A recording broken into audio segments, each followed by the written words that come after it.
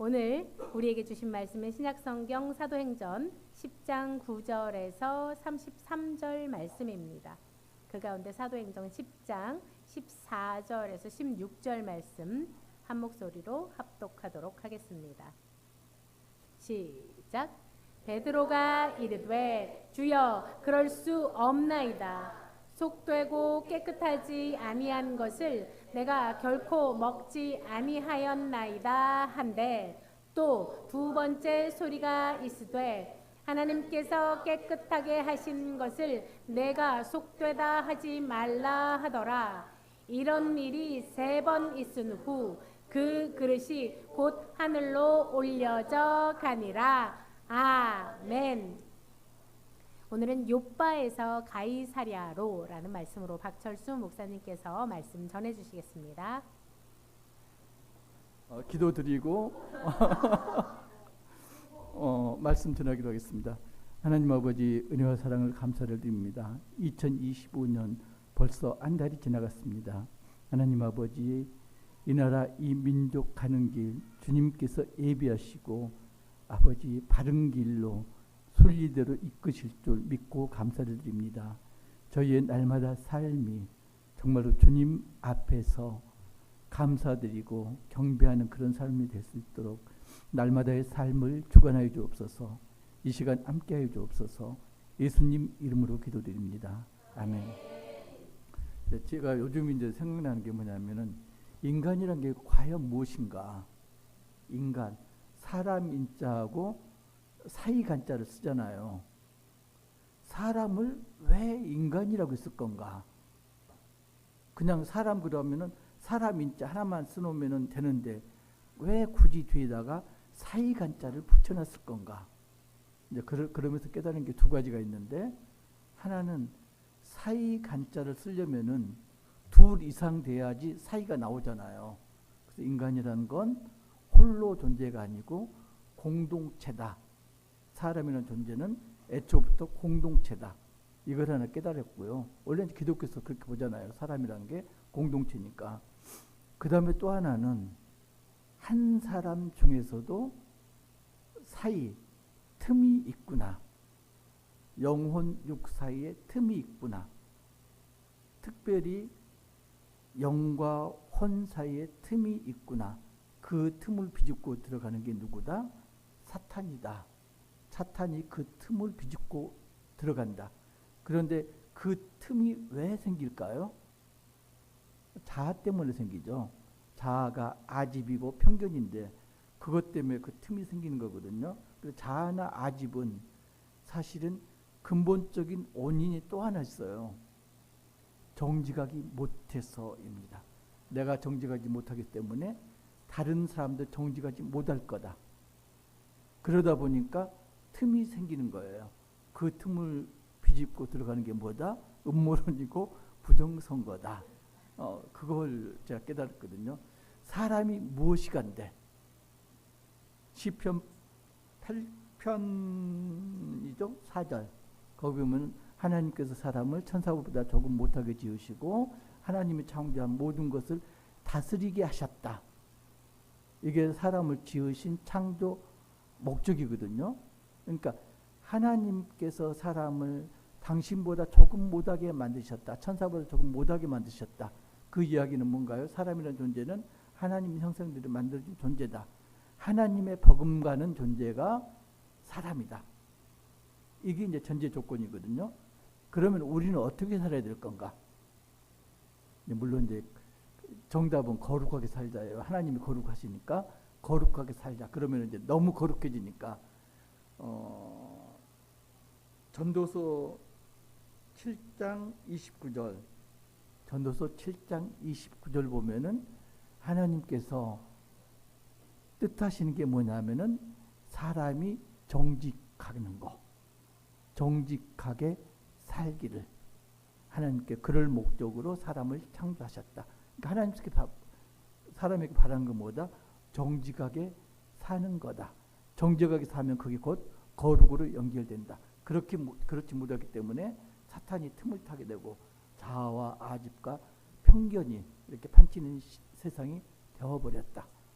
그러면은 그 그 아집이나 편견이나 아니면은 거기서도 불순종이 나오는 거죠. 그걸 우리가 그런 행동을 안 하려면은 어떻게 살아야 될 것인가? 거기에 필요한 게 하나님의 헤세드다. 그러니까 헤세드가 이제 사랑이라고 번역되는데 이게 이제 크게 보면은 긍휼하고 자비가 합쳐진 개념이 헤세드예요. 그래서 자비는 우리가 잘 아는 거니까 긍휼이라는 건 어원이 어머니의 자궁 어원이에요. 라함 레헴 그러는데 어머니의 자궁 같은 것이 긍휼이다. 그러니까 모성애가 긍휼에 가장 유사한 거다. 그래서 단순하게 엄마 품이 아니고 여기에서 들어간 헤세드는 뭐냐면은 엄마의 적극적인 방어. 그러니까 그 약한 새들도 보면은 새끼를 지키기 위해서 목숨을 걸고 대항을 하잖아요. 그게 엄마의 본성이다. 하나님의 헤세드가 그런 거다. 그래서 하나님께서는 독생자 예수 그리스도를 제물로 내놓으셨잖아요. 인간의 죄를 구원하기 위해서 제물로 내놓으셔서 그게 헤세드다. 그래서 헤세드의 사랑이 퍼지면은 편견이나 아짐이나 불순종이나 이런 게 없어지는 세상이 될 건데 그걸 우리가 이루지 못했다. 이게 이제 결론입니다. 그래서 보면은 지금 사도행전 보면은 하나님의 헤세드가 지금 퍼져 나가는 과정을 그리고 있습니다. 하나님께서 사울을 이방인의 사도로 이방인의 그릇으로 택정을 하셨죠. 그런데 사울의 본질이 어떤 건가요? 사울은 기독교를 박해하는 대표적인 인물. 자, 기독교를 박해하던 인물이 하루아침에 다메섹 도상에서 회심을 하고 그리고 복음을 선포하고 다닙니다. 우선 문제가 뭔가요? 그게 믿겨지나요? 다른 사람들이 그걸 믿을 수가 있나요? 예루살렘 교회조차도 사도들조차도 그걸 믿지를 못합니다. 그러면은 예루살렘 교회에서 믿지 못하면은 이방인들은 믿을까요? 더더군다나 믿지를 못합니다. 그래서 사도 그 전에 사도는 나중이니까 사울의 마중물로서 이방인 전도의 문을 열 사도의 마중물로서 그 역할을 누가 담당하도록 하나님께서 예비하셨다? 빌립과 베드로입니다. 그래서 베드로가 이제 사울의 길을 여는 예수님의 길을 연 요한의 역할을 베드로가 합니다. 베드로가 어떻게 했나요? 베드로가 3년 전에 빌립이 갔던 길을 따라갑니다. 빌립이 사마리아 전도를 성공적으로 끝내고 그리고 에티오피아 넷이 선교를 합니다. 그리고 사마리아에 누가 내려가나요? 베드로와 요한이 내려가서 빌립이 선교한 게 정당한 것인가? 사마리아인에게 복음을 선포한 게 정당한 것인가? 이걸 검증하고 내려가서 어떻게 됐나요? 사마리아인들에게 베드로가 기도를 하니까 성령이 임했습니다. 그래서 예루살렘 교회가 사마리아인들에게도 성령이 임한다. 이걸 공의를 했습니다.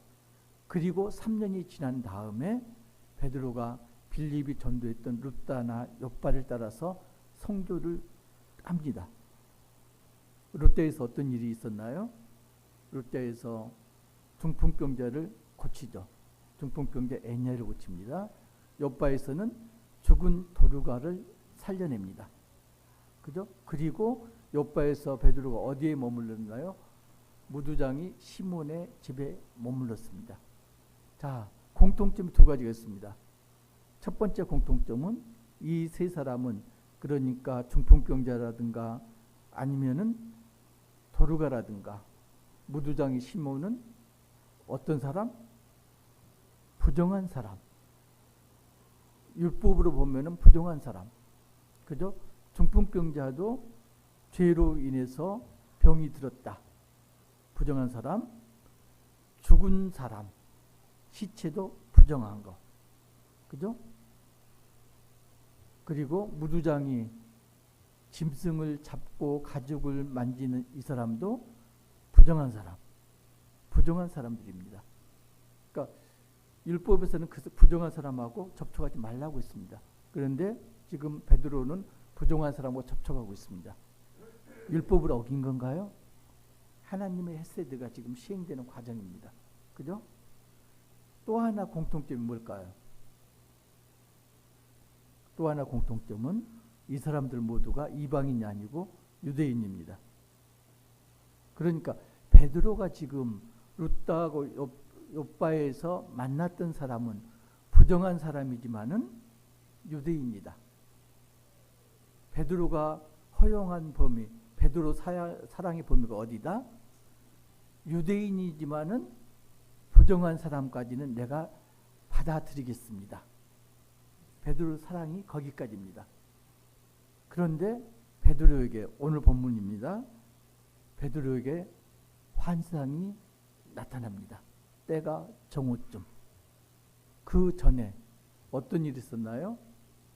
가이사랴에서 고넬료에게 환상이 나타납니다.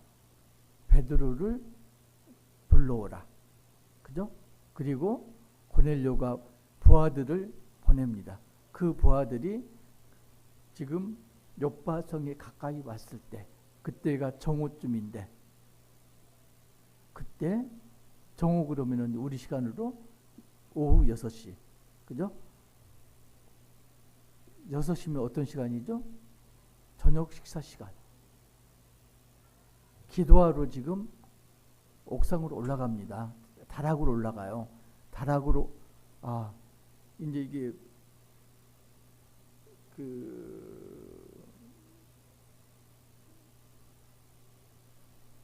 지붕에 올라가죠.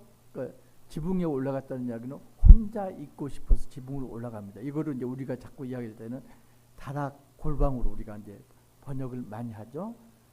기도를 어디서 해라? 골방에서 해라. 그러니까 일종의 베드로가 골방 기도를 하러 지붕으로 올라간 겁니다. 그런데 그때가 언제다? 저녁 시간이었다.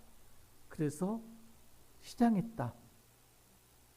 뭐 기도해도 시장하잖아요. 시장했다.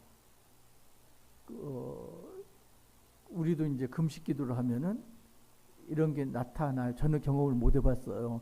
3일 이상 금식을 안 해봐가지고 3일 넘으면은 나타난대요. 눈앞에 통닭도 날아다니고요. 족발도 날아다니고 막 이렇게 날아다닌다고 그러는데 베드로 눈앞에도 나타났습니다. 뭐가 나타났나요? 보자기에 싼 음식물이 내려왔는데 그게 뭐였다? 부정한 짐승들이었다. 그리고 소리가 들렸습니다. 베드로야, 잡아 먹으라. 그런데 베드로가 뭐라고 그러나요? 나는 못합니다.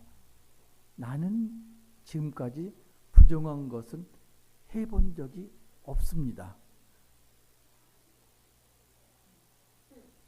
두 번째 이야기가 나옵니다. 두 번째 소리가 있으되 하나님께서 깨끗하시게 하신 것을 내가 속되다 하지 말라. 어디서 들어본 것 같지 않으세요? 이게 이제 마가복음 7장 15절에서 16절 보면은 그 정한 거 부정한 거 할 때 예수님께서 말씀을 하십니다. 어떤 말씀을 하시나요? 입으로 들어가는 것이 부정한 것이 아니고 나오는 것이 부정한 것이다. 그죠? 그 이야기를 하죠? 그거 지금 하고 맥락이 같습니다. 그리고도 베드로가 불순종했습니다. 이게 이제 3번이 거듭됐습니다. 베드로가 굉장히 고집이 세잖아요. 베드로가 3번씩 부정한 게요. 그 전에도 부정한 게 있거든요. 그 전에도 부정했어요. 그 전에 언제 부정했냐면은 마가복음 16장 23절 보면은 예수님께서 내가 예루살렘에 가서 십자가에 못 박혀야 된다 했을 때 그러면 안 됩니다. 강변했다가 나와요. 근데 강변했다가 오늘로 따지면은 힐난했다, 비난했다. 당신 제정신이야? 제정신이야? 이렇게 말하는 사람이 베드로예요.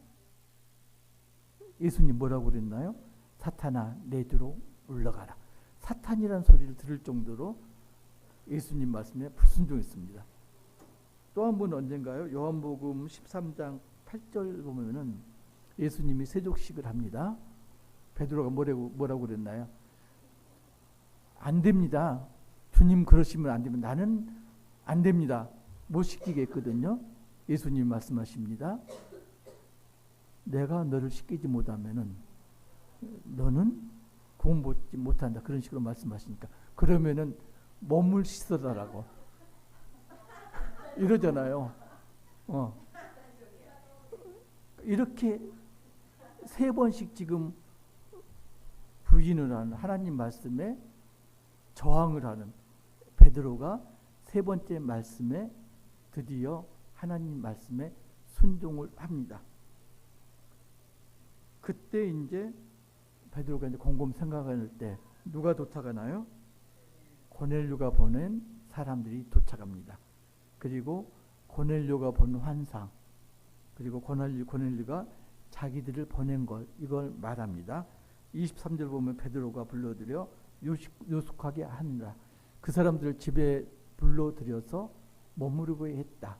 그 집이 어떤 집이라고요? 무두장이 시몬의 집. 부정한 유대인의 집에 부정한 이방인이 머물렀습니다.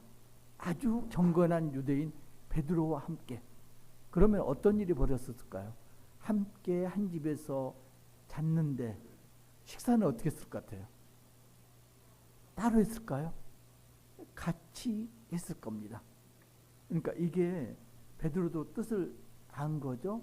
부정한 짐승을 잡아먹으라 했을 때 그 부정한 짐승이 누구다? 이방인이다. 이걸 베드로가 깨닫고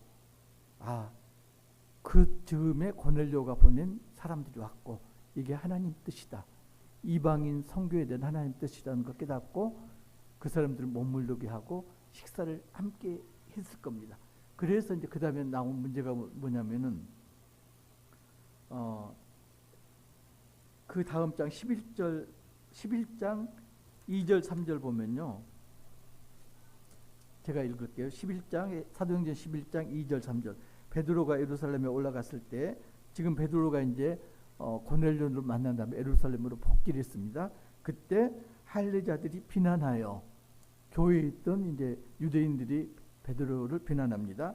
내가 무할례자의 집에 들어가서 함께 먹었다 하니 네가 이방인들하고 식사를 함께 했다. 자, 여기서 우리가 식사라는 걸 생각을 해봐야 됩니다. 식사가 뭔가요? 식사. 밥을 먹는 일이 식사인데 그게 왜 중요할까요? 예수님도 식탁 교제를 즐겨 하셨는데 우리도 그러잖아요. 먹어야 친해지잖아요. 그죠? 먹어야 친해집니다. 그러니까 먹는 걸 우리는 뭐라고 그러죠? 가족을 식구라고 그럽니다. 먹는 입. 그러니까 식사를 함께 했다는 건 한 가족이라는 의미입니다. 그러니까 유대인들이 이방인하고 같이 식사하지 않고 유대인끼리만 했다는 것은 유대인 공동체 자체가 한 가족이다. 자, 이게 우리가 여기서 이제 하나 봐야 될 게 헤세드를 우리말로 번역을 하면은 긍휼하고 긍휼 플러스 자비고 그걸 이제 한 단어로 표시하면 인애예요. 인애. 근데 인애는 또 누가 주장을 하면 공자님이 인애를 주장했습니다. 인애. 그럼 공자의 인애하고 하나님의 인애하고는 어떤 차이점이 있을까요? 하나님의 인애는 남녀노소 종족 가리지 않고 모든 사람을 사랑하는 게 하나님의 인애입니다. 그런데 공자의 인애는 모든 사람을 사랑하되 차별이 있는 사랑입니다.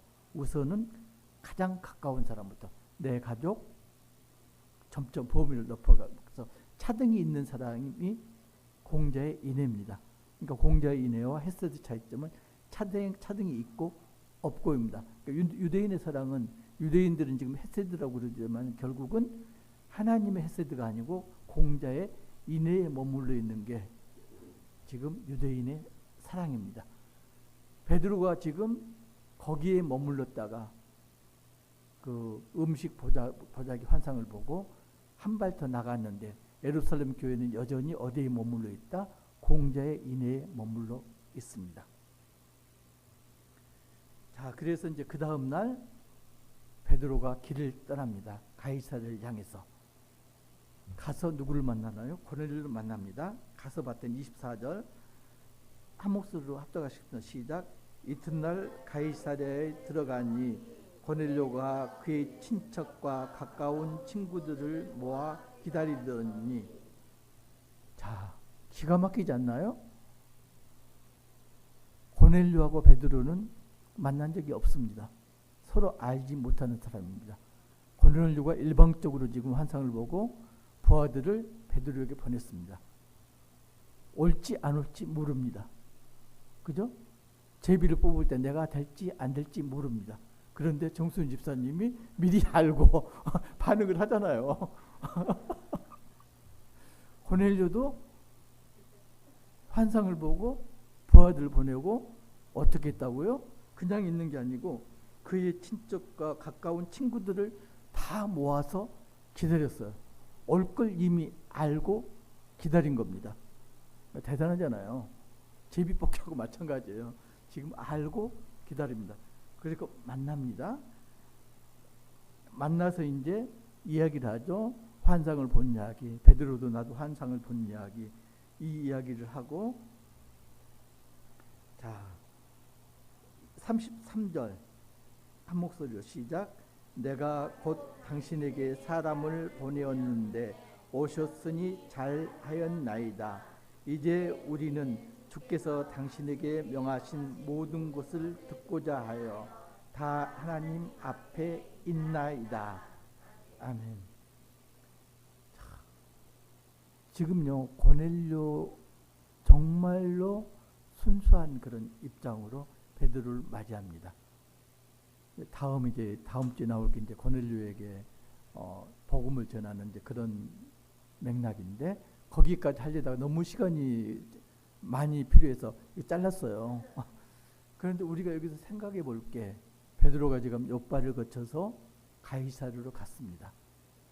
욥바에서의 베드로하고 가이사랴에서 베드로하고는 지금 많이 다릅니다.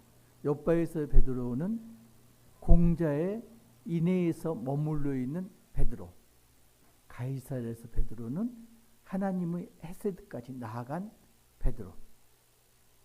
그죠? 불과 얼마 떨어지지 않은 두 도시에서 하루 아침에 베드로의 성품이 바뀌었습니다. 이걸 두고 혹자는 베드로가 보편덕이 죽을 듯한다, 이렇게 이야기를 합니다. 그러잖아요. 많잖아요.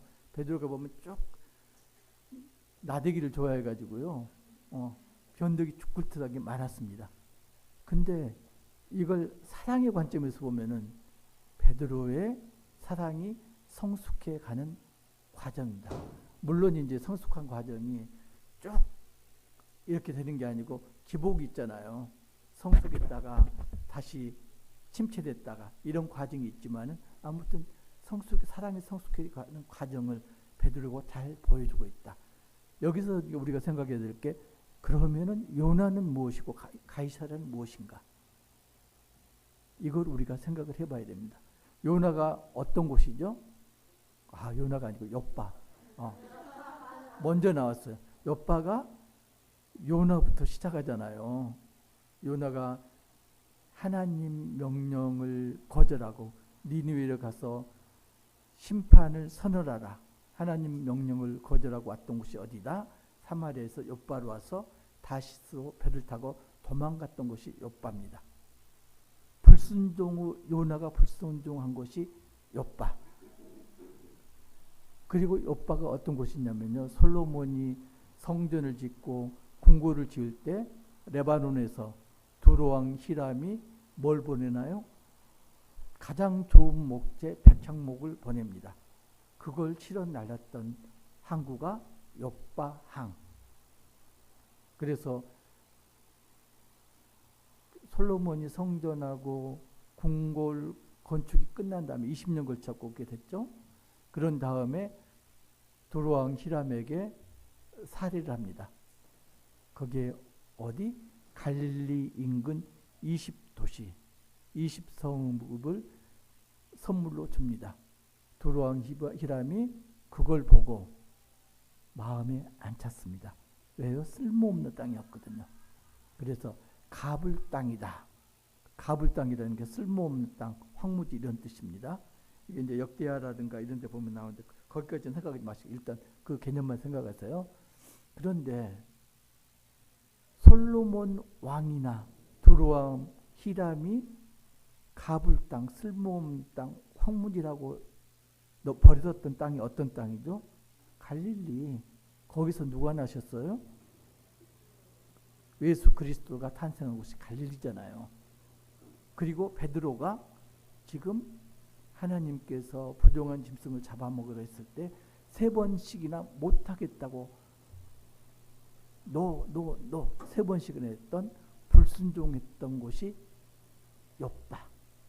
그럼 욥바가 뭔가요? 전부 불순종의 도시, 아집과 평경과 불순종이 나타난 도시가 욥바입니다. 근데 그 아집과 평경과 불순종을 하나님께서는 어떻게 쓰셨다? 요나는 물고기 뱃속에서 3일 있게 해서 마지못해서 니느웨 가서 심판을 선언하잖아요. 그때 니느웨가 어떻게 했다? 회개를 하고 구원을 받았다. 솔로몬 왕과 두로왕 히람이 가불 땅이라고 무시하고 버렸던 갈릴리는 어떻게 됐다? 온 만민을 구원한 구세주 그리스도 예수가 태어나셨다. 그리고 베드로가 3번씩이나 불순종했던 욥바에서 베드로가 어떤 사람을 거듭났다? 가이사라에서 고넬료를 구원하는 구원의 사역을 일으켰다. 자, 욥바는 어떤 도시? 불순종의 도시. 가이사라는 순종의 도시, 구원의 도시.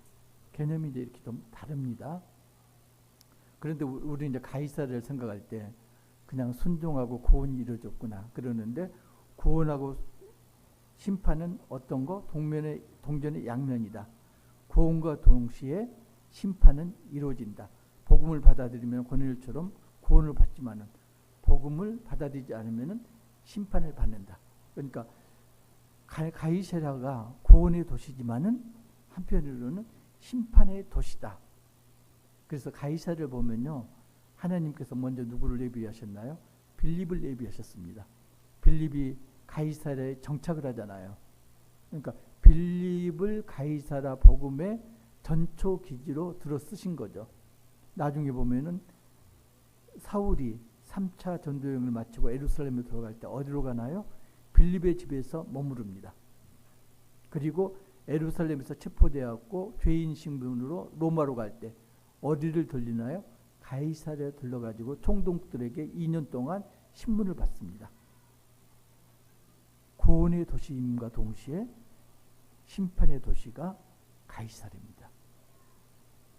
여러분들이 지금 있는 곳은 욥바입니까? 아니면 가이사랴입니까? 욥바는 어디에 있어요, 여러분? 욥바에 있나요? 아니면은 가이사랴에 있나요? 중요한 건 뭐다? 내가 욥바에 있을 때는 나는 어떤 상황이다? 하나님께 불순종하는 상황이다. 하나님 명령을 거절하고 도망가는 요나 같은 상황이다. 하나님께서 주신 내 달란트, 하나님께서 주신 내 영역을 솔로몬이나 두로왕 히람처럼 가불 땅으로 하찮게 여기는 그런 상태에 있는 게 욥바에 있는 내 상태다. 내가 욥바에 있을 때는요, 베드로처럼 나는 정말로 정결한 유대인이야, 나는 정결한 사람이야 이고 있지만은 하나님 명령에 거듭 3번이나 불순종하는 그런 상태에 있는 게 내가 욥바에 있는 모습입니다. 하나님 말씀이 달갑지 않나요? 하나님이 뭘 시키는데 난 말고 쟤요. 그러시나요? 흔히 그러거든요. 선교사 파송할 때 찬송을 하다가요. 어떻게 하냐면요. 보내소서 보내소서. 그런데 저 말고 쟤요. 이러거든요. 그리고 자기 합리화를 합니다. 선교사에는 두 가지 종류의 선교사가 있다. 하나는 나가는 선교사, 하나는 보내는 선교사. 나는 나가는 선교사가 아니고 보내는 선교사 할게요. 이러거든요. 근데 그건 누구만 하신다? 하나님만 하세요. 나는 전도팀장 될 생각이 전혀도 없어요. 나는 중보팀장 될 생각이 전혀도 없어요. 그러는데 하나님 시키시잖아요. 그러니까 하나님은 언제나 우리를 보고 계신다. 네가 요바에 있는가? 가이사랴에 있는가? 만약에 요바에 있다면 하나님께서는 매를 때려서 어떻게 하신다? 가이사랴로 보내신다. 좋은 건 뭐다? 요바에서 매 맞지 말고 처음부터 가이사랴로 가면은 매를 안 맞고 갈 수가 있습니다. 마틴 루터가요 이런 말을 썼습니다. 요바하고 가이사랴가 나오니까 요바에 있는 사람은 하나님께서 하찮게 여기고 가이사랴에 있는 사람만 중히 여기시는가? 그게 아니다. 마틴 루터가 한 이야기입니다. 당신이 가치 있는 존재이기 때문에 하나님이 당신을 사랑하시는 것이 아니다. 여러분이 가치 있는 존재이기 때문에 하나님께서 여러분을 사랑하시는 것이 아니다. 하나님이 당신을 사랑하기 때문에 당신이 가치 있는 것이다. 하나님이 여러분을 사랑하기 때문에 여러분들이 가치 있는 존재이다. 하나님은 우리를 창조하시기를 원하셨고 그리고 처음부터 우리를 사랑하셨다. 자, 내가 지금 어디 있어요? 요바에 있나요? 가이사랴에 있나요? 중요한 건 요바에 있고 가이사랴에 있고 그게 중요한 게 아닙니다. 지금 현재 내가 무엇을 하고 있는가? 이게 중요합니다. 내가 만약에 요바에 있다면 내가 하나님의 사랑을 제한시키고 있는 거다.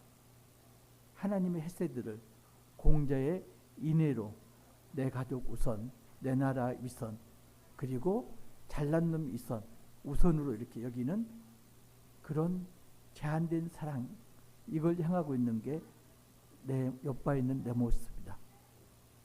가이사랴에서는 하나님의 헤세드가 실행되는 곳이다. 그래서 우리는 어디로 가야 된다? 가이사랴로 가야 된다. 그러려면 어떻게 해야 되나요? 갈라디아서 6장 7절에서 8절. 7절에서 8절입니다. 죄송합니다. 7절에서 8절. 시작 한 목소리로요. 스스로 속이지 말라. 하나님은 업신여김을 받지 아니하시나니 사람이 무엇으로 심든지 그대로 거두리라. 자기의 육체를 위하여 심는 자는 육체로부터 썩어질 것을 거두고 성령을 위하여 심는 자는 성령으로부터 영생을 거두리라. 그렇기 위해서는 어떻게 해야 될까요? 한 군데만 더요. 요한복음 13장 34절. 시작. 새 계명을 너희에게 주노니 서로 사랑하라.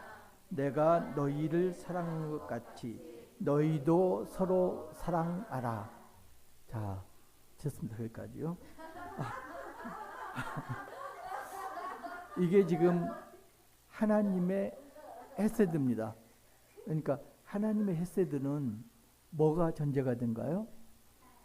사랑인데 내가 너희를 사랑한 것 같이 예수님이 목숨을 버려서 우리를 사랑한 것 같이 너희도 서로 사랑하자. 이웃을 사랑하자. 그 이웃이 어떤 이웃일까요? 이웃이라는 건요. 온근을 막론하고 빈부기초를 막론하고 내 도움을 필요하는 사람은 모두가 이웃이다. 내 위로를 필요한 사람, 물질적 도움을 필요한 사람, 시간을 필요한 사람 모두가 내 이웃이다. 그러면은 그 사람들을 사랑하는 것이 계명을 지키는 거다. 그러려면 뭐가 필요한가요? 희생이 전제가 되어야 됩니다. 공자의 인의 개념에는 희생이 빠져 있습니다. 그죠? 희생이 전제되어야 됩니다. 그래서 헤세드하고 개념이 유사한 게 목자라는 사람이 주장한 게 있어요. 공자 인애는 차별적인 사랑이다. 그래서 모두가 평등하게 사랑을 해야 된다. 그걸 목자는 겸애라고 그랬습니다. 겸애. 거의 유사하게 보여요. 하나님 헤세드하고.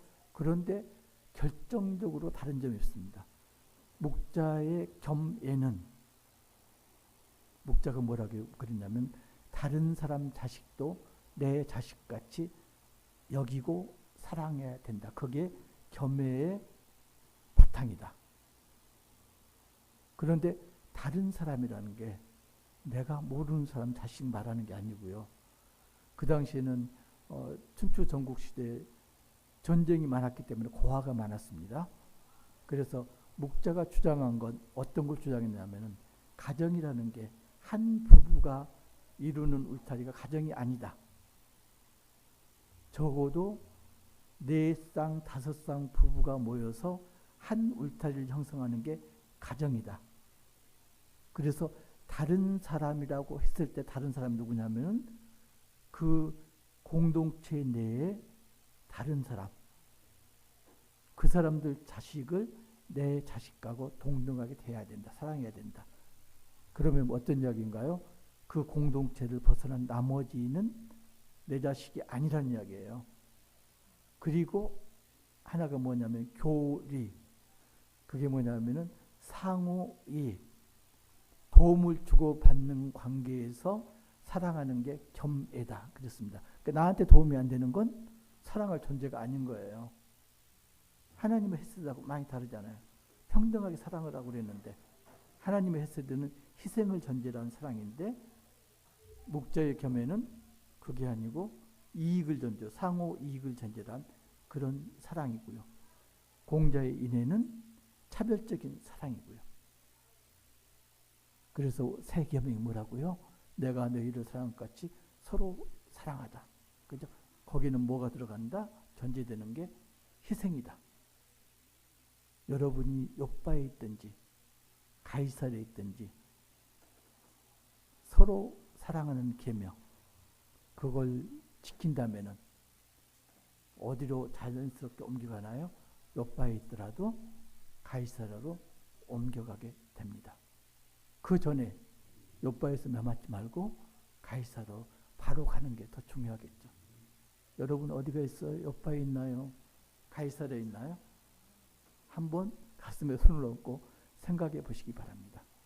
기도드리겠습니다. 하나님 아버지 은혜와 사랑을 감사를 드립니다.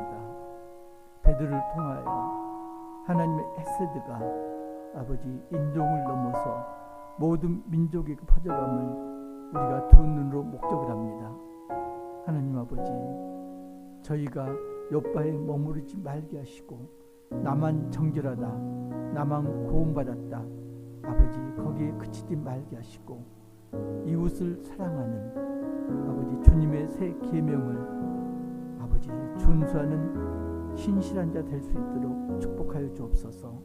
날마다의 삶이 내 이익을 구하는 서로의 이익을 구하는 목자의 교리 사랑 겸에게서 그치지 말게 하시고 내 가족을 우선시하는 아버지 내게 가까운 이웃을 우선시하는 공자의 인애에 머무르지 말게 하시고 어느 누구도 어느 민족도 빈부귀천을 막론하고 공평하게 사랑하는 하나님의 헤세드가 시행되는 그런 일에 앞장설 수 있도록 아버지 저희 마음 중심을 주장하여 주옵소서. 아버지 날마다의 삶이 주님의 사랑으로 넘쳐나는 삶이 될 수 있도록 주님 인도하고 축복하여 주옵소서.